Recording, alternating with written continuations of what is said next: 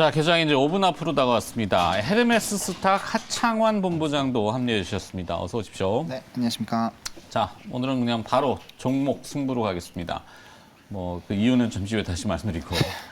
자, 종목을 뭐 보겠습니까? 네, 중앙 에너비스를 좀 선택을 중앙 했는데 에너비스 계속 에너지 관련. 네, 저는 이제 계속 에너지 쪽을 말씀을 드리고 있습니다. 그 중에서도 원유랑 이제 천연가스 종목군들을 거의 대부분 계속적으로 좀 말씀을 드리고 있는데 저는 이 지정학적 리스크뿐만 아니라 그 외에도 이제 이런 리오프닝에 대한 움직임들 그리고 석유화학 제품에 대한 수혜들이 늘어나게 됐을 때 자연스럽게 유가 강세 흐름들이 좀 유지가 되지 않을까라고 생각을 하고 있고요.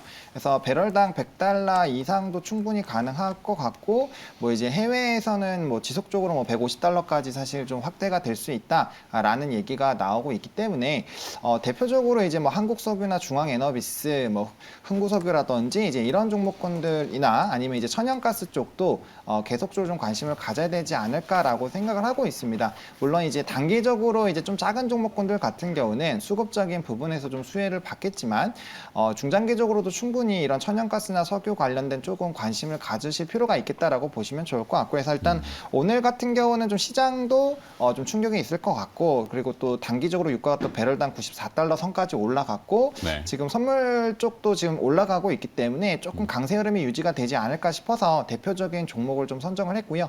만약에 조금 이렇게 가격 급등이 좀 부담스러우신 분들 같은 경우는 SOE를 조금 대체적으로 좀 관심을 가져보시면 좋지 않을까 봅니다. 왜냐하면 이제 이렇게 유가가 좋아지게 됐을 때 정지 마진에 대한 수요가 나타날 수밖에 없고 또 이렇게 고인플레가 유지가 되기 시작하면 결국엔 이제 유형 자산을 가지고 있는 기업들이 또 이제 되게 주목을 받을 수가 있기 때문에 좀 관심을 같이 가져보시면 좋을 것 같고요. 일단은 이제 휘발유 경유 유통 업체이고 이제 이런 관련된 이벤트들이 부각이 됐을 때마다 좀 급등 현상이 많이 나타나는 종목이기 때문에 오늘 좀 관심을 가져보시면 좋을 것 같고요. 일단 단기적으로 10% 이상 좀 가격이 상승을 해서 지금 시작할 걸로 예상이 되고 예상 있습니다. 제일가가 높은데요. 네, 굉장히 좀 높기 때문에 만약에 그럼에도 불구하고 이런 좀 이벤트가 있다 보니까 추가적인 급등 가능성은 저는 있다라고 보는데 만약에 이렇게 좀 리스크적인 부분을 좀 감수하기 싫으신 분들 같은 경우는 좀 대형주 쪽으로 보시면 좋을 것 같고 만약에 이렇게 많이 좀 튀겨서 시작을 한다라고 했을 때는 좀 트레이딩 관점으로 이제 조금 급등이 나오게 됐을 때 바로바로 좀 정리하는 식으로 좀 대응을 해보시면 짧게 조금 네. 단기 대응이죠. 네, 단기 대응으로 오늘같이 좀 많이 올라가서 시작하면 좀 단기 대응 방향으로 좀 접근할 수밖에 없다는 점 참고를 해보시면 좋을 것 같습니다. 네, 모멘텀 발생이라고 한다면 에너지하고 역시 식량, 뭐 식량이 이제 워낙 뭐 자주 말씀드렸던 부분이고 뭐 일부 방산 쪽 호가가 오는지는 모르겠습니다만 개장 호가는 지금 어떻습니까?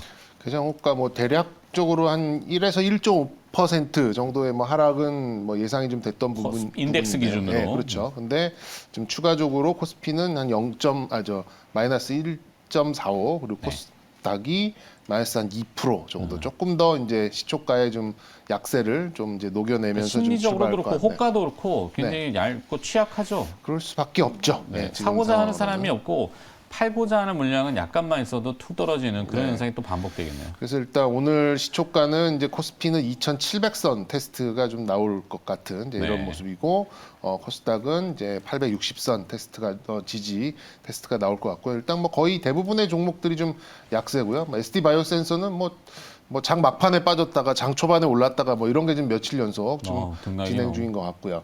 뭐 코스닥 종목들 중에서도 시총 거의 대부분 상위 종목들도 뭐 2에서 3% 좀 하락 출발이 좀 예상되다 보니까 지수 자체도 뭐 2% 가까운 좀 하락 출발이 좀 예상되는 가운데 뭐 몇몇 특히 이제 뭐 개장 후에 조금 더 보태드리겠습니다만 지금 SK온에 6조 원대 헝가리 투자 소식이 들렸어요. 그래서 이제 그 관련돼서 이제 그 SK온의 그 장비주들 이렇게 좀 호가들을 쭉 봤었는데 그쪽도 좀 뭐 별로 이렇게 좀 부각이 안 되는 거 봐서 일단은 뭐 투자 심리가 최악인 상태로 뭐 시초가를 만들어낼 것 같습니다. 개별 이슈가 먹히질 않는군요. 그렇죠. 자, 일단 개장이 임박했으니까 문 열고 다시 또 들여다보겠습니다. 준비 들어가시죠. 하창 본부장은 포인트 마무리하고 이제 정리할까요?